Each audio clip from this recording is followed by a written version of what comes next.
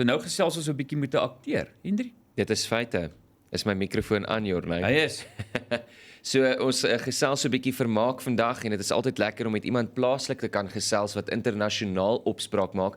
As jy iemand is wat weet van The Kissing Booth, as jy iemand is wat dalk Lioness dopgehou het, dan is jy iemand wat heel moontlik die gesig sou gesien het. What a privilege to be speaking this morning to Joshua Eady. Joshua, thank you so much for joining us on die groot ontbyt. Awesome. Thank you so much for having me. Appreciate this. This is really cool. So, Joshua, let's just start at the very beginning. Tell us about yourself and your journey of becoming an actor. Yeah. I started in like drama and like theater school type thing while I was in primary school and high school. And I think I just had a bit of a liking for being in the spotlight and for entertaining and a bit of storytelling.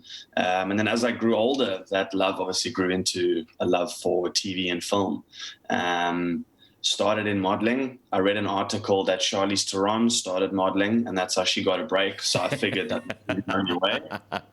So gave that the best that I had, and I had one agency say yes, so I was lucky for that and joined under them, and through them I booked my first role, and I guess the rest is history, and kind of just went on from there.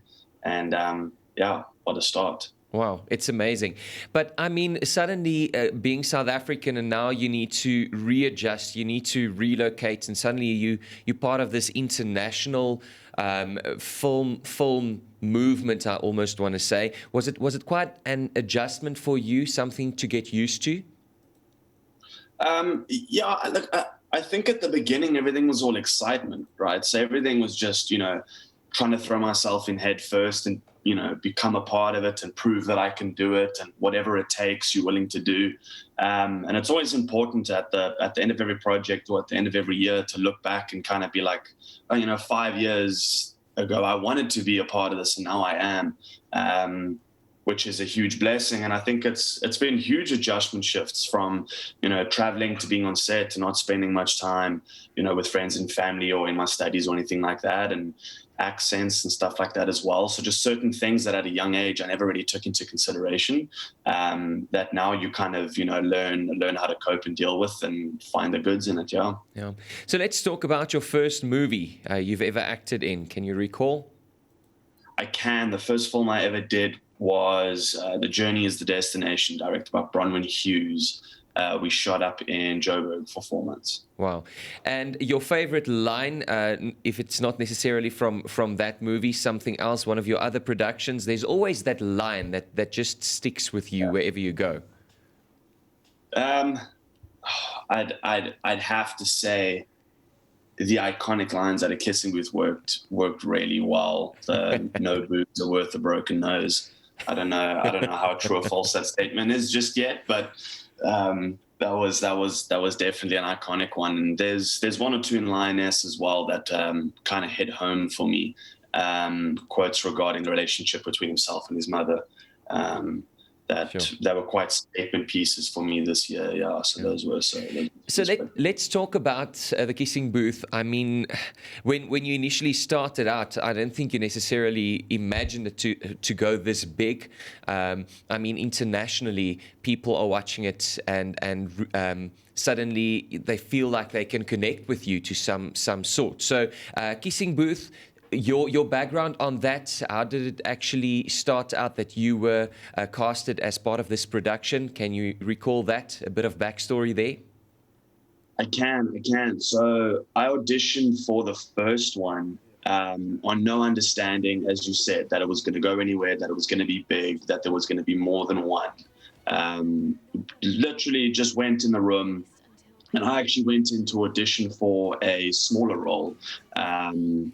And I went into the room, and the casting lady looked up, and she looked at a photo of me, and she looked at me standing there, and she looked at me, and she was like, "You can't do this role." And I was like, "What are you talking about?" And she's like, "You're 6'3", and this character's supposed to be like 5'9", this small, like nerdy kind of person. And I was like, "Well, I've come all this way. Like, there has to be something that I can do just to show you that that I'm able to do this." And she was like, "Okay, cool. Well, there's this character, Tuppen, that we think they've actually found the right guy for. It was a guy out of America, I think. And she was like, look, I'm going to give you the sides, get out the room. You've got 5 minutes, go learn the lines, come back in, and we'll give you a shot at, having at least a take. I went outside, ran over the lines, and, what can you possibly do in 5 minutes, and went back in and did it. And thank the Lord that went well. So I had a callback, and the callback, we had the director in the room, Vince, who's such a legend, had Vince in the room as well. Yeah. And gave it everything with him, and he reviewed everything. And I got phoned, I think a week later, that I'd booked it and didn't really know what to do with it.